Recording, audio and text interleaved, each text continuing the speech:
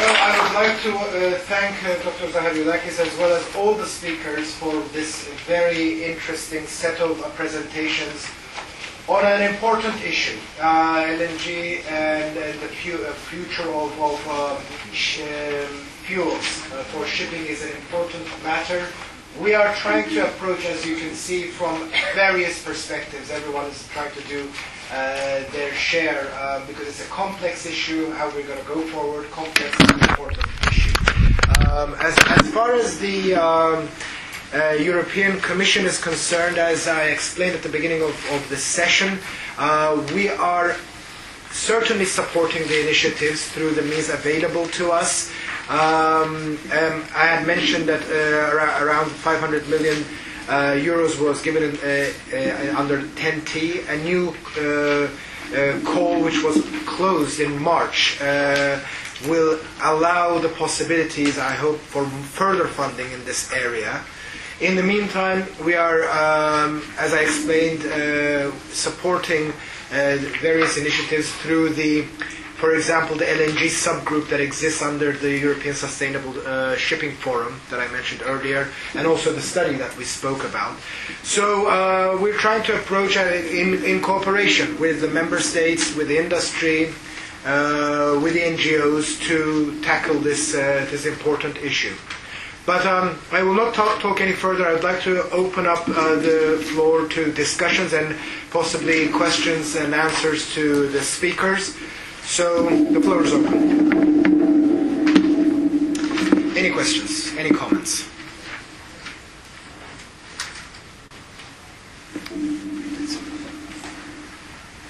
Thank you. My name is Jens Kritikos. I think the summary of the session today was really put very well by Richard, who said that it's a classic chicken and egg situation. That is the status of the LNG at the current moment. And for this to go forward, it will have to be a financial proposition, which was also said by Richard, a financial proposition that will gain ground. In other words, comparing to alternatives, it will have some benefits. Otherwise, it's all nice, theoretical, promising. I think that focus should be given really to trying to put together at least a case where the financial proposition is compelling, is convincing, and then, of course, every start is a difficult one, but then when you reach the stage where when you have it, then the benefits are all there. Thank you. Thank you very much, Mr. Kritikos, for this. Yes, we have a lady over there. Thank you. I'm Commissioner from Finnish Transport Safety Agency. Good morning to all, or afternoon perhaps already. Thank you very much for very interesting presentations, first of all. And I would like to raise up one issue which was also pointed out here earlier. It's training. One of the speakers mentioned that it is very important to train not only crew on board, but also people who are working in the terminals.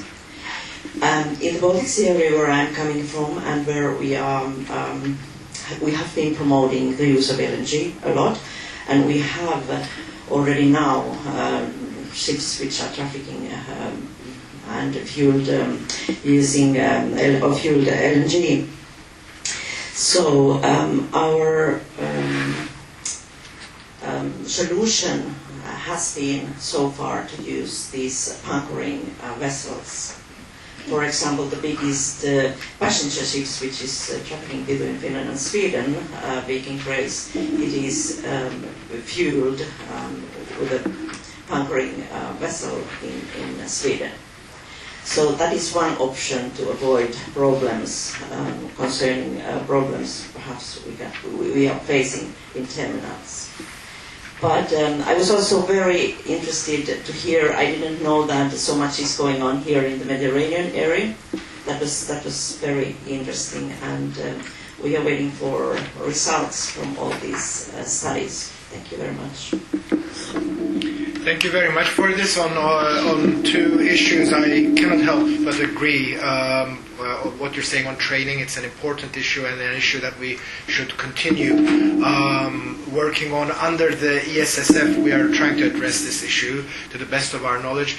About the initiatives in the Mediterranean area, I'm also very pleased to see that I was able to learn a lot from the speakers today.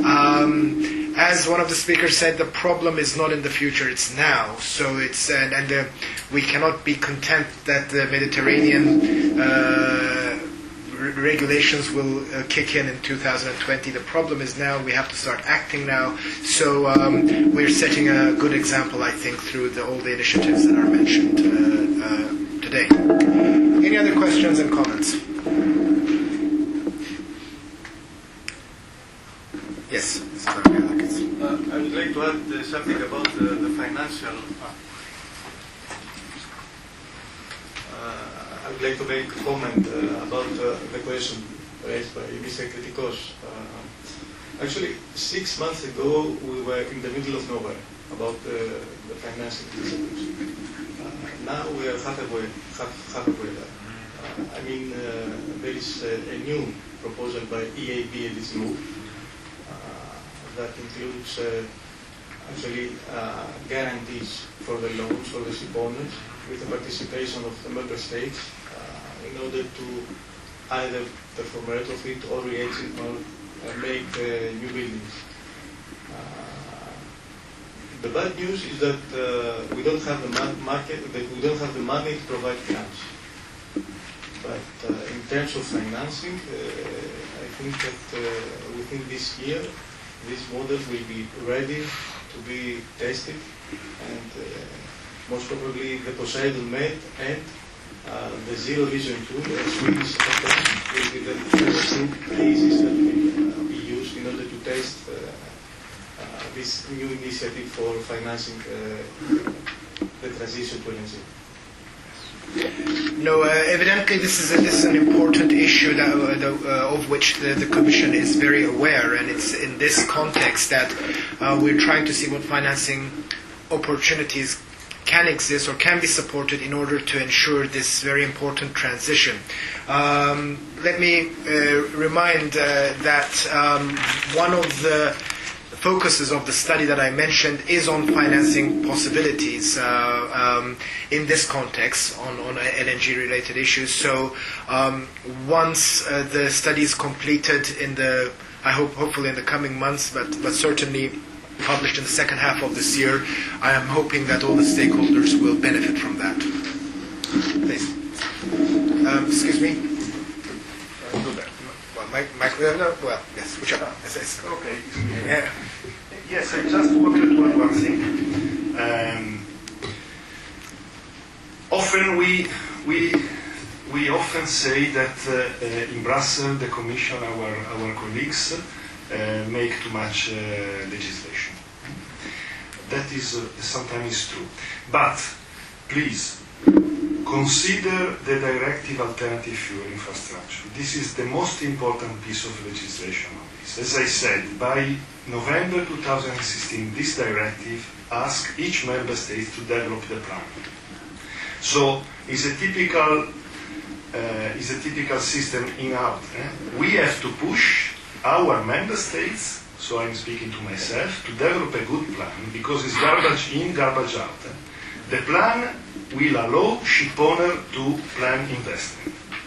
But if we don't have the plan in each state saying where there is the refueling station and by when and so on and so and so, how can a ship owner plan investment worth 20% at least of the value of the ship? It's impossible. So this is number one. Number two, as a member of the ESSF group, I suggested and urged the Commission to develop, to push for some kind of guideline standard whatsoever for training on a shore. Because as I said, and I will repeat again, on shipping we are fortunate, shipping is worldwide, so the standards are worldwide. A shore is not. So we need to have some common ground, at least at basin level. Baltic, Mediterranean may be different, is not ideal, but at least at basic level, common guidelines on training minimum skills for a shore operator on LNG. So, for once, now I am asking the Commission to make legislation. Thank you. Well, we don't get to hear that every day. Thank you. A memorable proposition indeed. But concerning your suggestion on training, I will certainly make note and take that back to Brussels, and that everything that is being said today will actually feed into our way of thinking and how we develop our next steps. So thank you very much for that. Yes, please.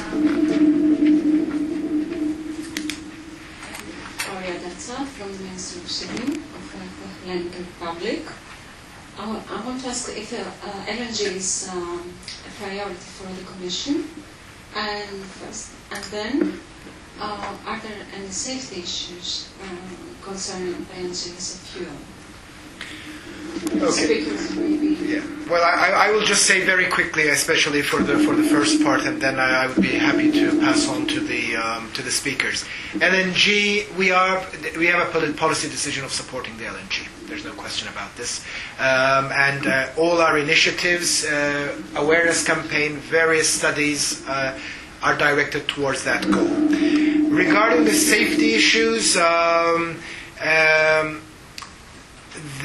On LNG, there's a good track record of not having had almost any fatalities in the use of LNG, but it's a track record with which we should not be content, because it was as a result of a lot of effort and attention paid, and we should keep up the good work, especially in the context of the proliferation or basically increase in the use of LNG. Inevitably, we are increasing the risks. So basically, the attention that we have paid to safety-related matters should continue, if not stepped up. So yes, so it's certainly a concern. But maybe there might be a comment. Let's go.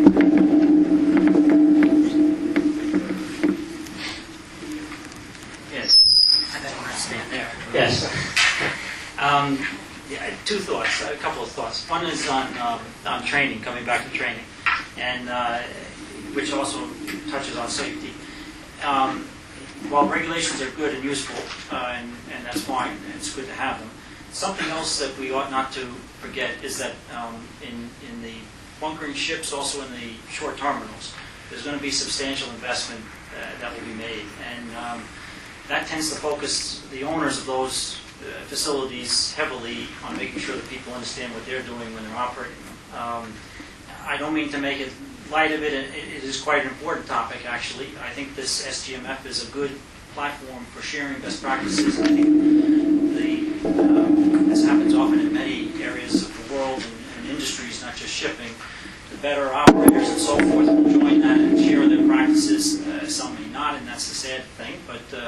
But I think, in general, the fact that so much effort will be made in establishing the bunkering infrastructure and investment, and the fact that I think people will realize, all those people that invest, that their future business relies on everybody being safe and operating properly, that they'll make the necessary investment as well from a business perspective, not just an environmental or safety perspective, in making sure the training is done. If I can touch a second on safety as well. I mean, LNG I know has a lot of connotations and people have a lot of thoughts about it. And unfortunately, a lot of in the public, I don't know why, but it tends to have a very negative perception to start with. The record has been good, but in general, if you look at LNG and you compare it to other fuels, on a per ton basis or whatever, it has the same energy level as oil and other things. The difference primarily is the fact that it's cold, and so you have to be ready to handle a fuel that is extremely cold. And so being cold can harm people. It can also break steel, so you've got to have the right designs and all the rest of it. Fortunately, there's been over 50 years now in the LNG industry that has upgraded the design of all of these different components, holding and moving and piping and pumping and all the rest of it. So there's a good body of knowledge to handle how to handle the fuel. And I remember at one conference someplace, somebody was making some comparisons, and they said, in your garage, would you ever store a ton of dynamite? And people would say, well, no, I would never do that. But actually, the energy content in the petrol in their tank of their car, full tank, is roughly about the same. So everybody just accepts that that's the way people operate cars. So nobody gets worried about it because the car's been designed and the infrastructure's there that it all handles it properly. In a way, there's a similar parallel. The infrastructure, the design, the training all goes together to make it a safe industry. And I think that message has to be repeated because unfortunately so many times people grab things out of context and then claim that it's somehow much more dangerous than other forms of energy. And I just don't agree with that. And actually, it doesn't have, well, anyway, I'll leave it at that. I think it doesn't help. Okay, great. Continue, but I won't. Okay. Gentleman over there.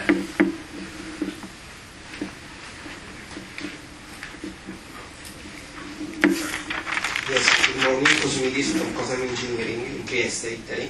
I would like to know if in the project Costa and Poseidon have been taking in account the possibility to combine the production of energy with LNG and the bunkering stations in order to make a network with small tank station and production, and so to have a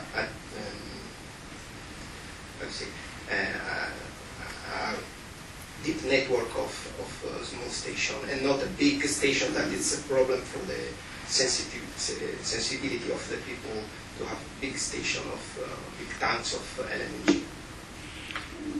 So, well, would you like to answer? The answer is very easy, yes. Of course, in the beginning, we are speaking of small amount. Of course, any solution, but I think that is obvious, but it's a very good question. Of course, any solution, and I think that's more or less something similar happened along the Baltic. The first installation will be small, scalable, of course. Also because nobody can, even in 2020, think to pay an installation of 20,000 cubic meter. The demand will be very small. And you are seeing from Panayotis 6 ships in 2020. So it will be scalable solutions, of course, and that is the only way. Yes. Okay. Thank you. We're approaching the end. I think we. You had a response. Sorry. If I may add the Poseidon main experience of that. Actually, the aesthetic part is an important issue, and what is the perception of this infrastructure. But in the real world, what we are trying to do is to maximize the efficiencies, and we are trying to seek other uses of LNG. And this has a tendency to create bigger infrastructure. For example, with Patras, we are examining the tanks for LNG to be used for LNG as fuel, but also for the urban method for heating in the houses. And some other uses might be in the Aegean to use small LNG carriers to transport LNG cargoes to the islands to generate electricity. So actually there is a contradiction there, but there is no easy way to find the most appropriate solution. Okay. Good. There was a gentleman over there, yes? Thank you. Okay. And then we'll have to finish the session. My name is George Armudos from the University of Aegean. We had through these very interesting presentations that the IGF code is already there, is in place, but it will come into force not earlier than a couple of years. And also we have about some 140 ships already using LNG as fuel. So I have a simple question: what is the legal framework that those ships are complied with? Very much. Yes. It's very simple, so I will be very short. The IMO IGF will come into force, which means that it will be allowed all over the world. But I can do this in my country if I want. I mean, within the waters of the country or by bilateral agreements such as in the Baltic, two administration, two member states decide and they do. And by the way, the experience on the Baltic was injected in that IGS code. So anyway, 2070, we are going broadcasting worldwide. Okay. So I'll take one last question. The gentleman at the back. Thank you. I'm Harris Martinez from Tomato Shipping. My question is this. We heard all the reasons why LNG is a good fuel for ships. I am sure there are also strategic reasons why the Commission would like to push to that direction, and I would like to know how big of a factor is that? It's a little tricky question. Yes. Well, as a last question, it came very, very tricky. I mean, actually, I'm not actually in a position to make a pronouncement on that, but because our work is to promote the political direction that is given by our political leadership. But in all the suspicions that you have, you are right.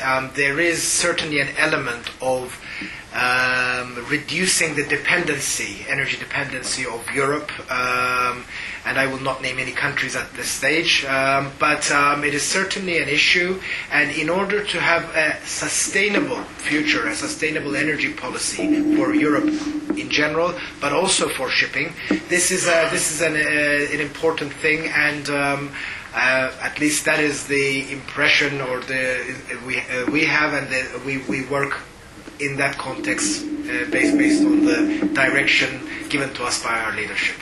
But I cannot say any further. Okay, thank you very much for coming.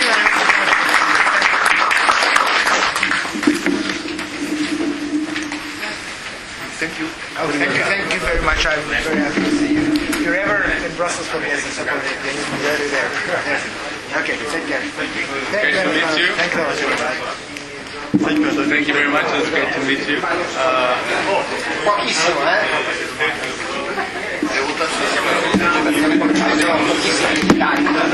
Iniziamo a Trieste.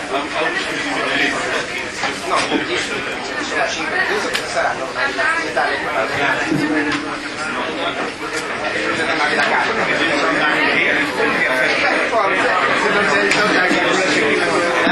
questa cosa qui dove si può essere più